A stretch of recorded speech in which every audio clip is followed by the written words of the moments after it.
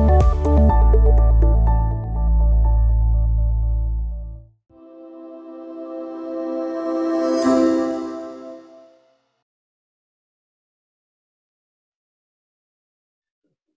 and welcome to Blythe Way Business News. Today we're joined by Ryan McDermott. Ryan's Chief Executive of Phoenix Copper, which operates 2 mines or potential mines in Idaho, USA.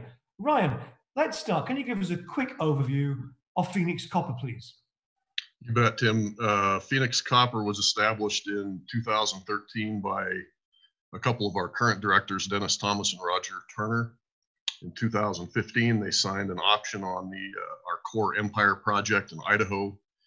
2017 June, we IPO'd, and in that time we have developed a copper oxide and polymetallic resource here in Mackay, as well as a high-grade lead silver vein system resource called Red Star.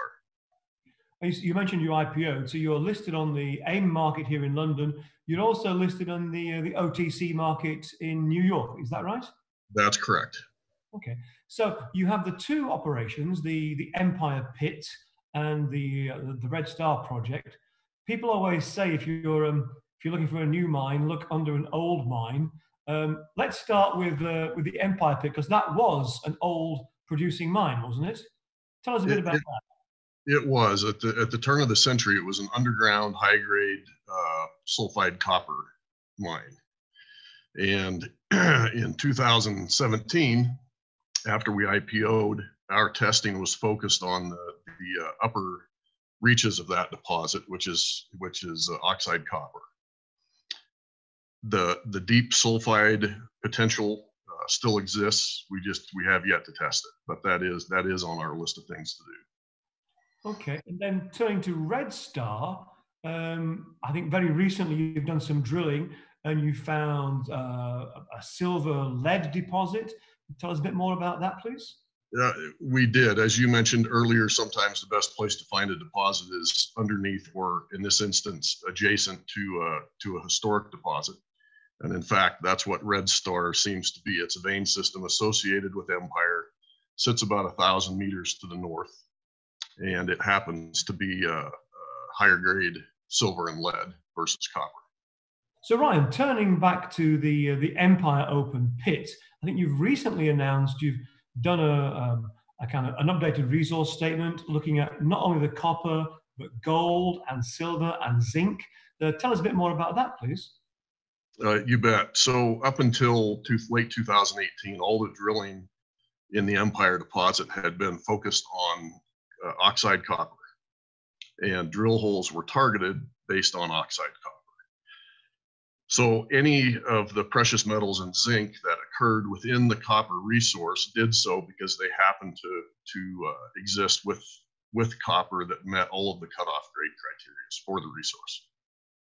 The team here has figured out since then that the precious metals, particularly in the copper oxide deposit, were deposited sometime after the copper was deposited, and they occur on different trends. So we had the opportunity this last year to have our modeling group remodel all of the metals separately and then essentially combine them.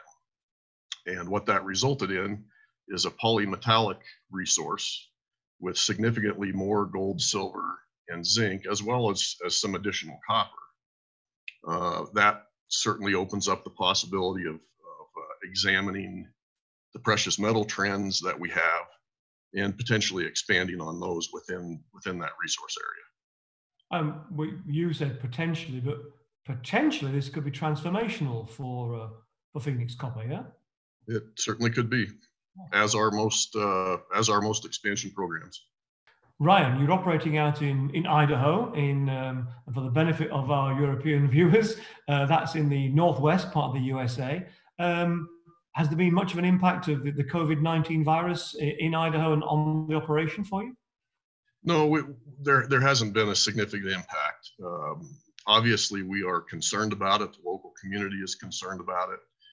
When we initiated the current drilling program, we worked very closely with city and county officials to make sure that we had a plan that would minimize or in fact eliminate contact with any of the locals.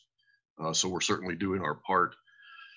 The team here is following very closely all of the protocols that we put in place. They realize really how lucky they are to have paying jobs. There's a lot of folks right now around the world who are willing to put in a hard day's work to get paid, but they don't have any opportunities. So my guy, that's not lost on the crew here. So things are moving forward. We have had no hiccups or issues with the virus, and we don't anticipate that'll be the case. So you're still on site and you're still operating and you're still doing your work? On site, operating, and we're just hollering at one another from a distance. So if I look now for the next, the rest of the calendar year in 2020, what should investors be expecting by way of news flow for the next 6 months or so? You bet. Well, the current drilling program at Red Star, which is a 5,000 foot, 1,500 meter program, combination of reverse circulation and core, will continue probably through mid-June. We'll complete that. I expect to start seeing the first assays from the drilling in mid-June, based entirely on the backlog at the laboratory. And with the pandemic, that's the big question, how long assays will take. But I suspect mid-June. And assays will continue to come in through July and August for the existing drilling program.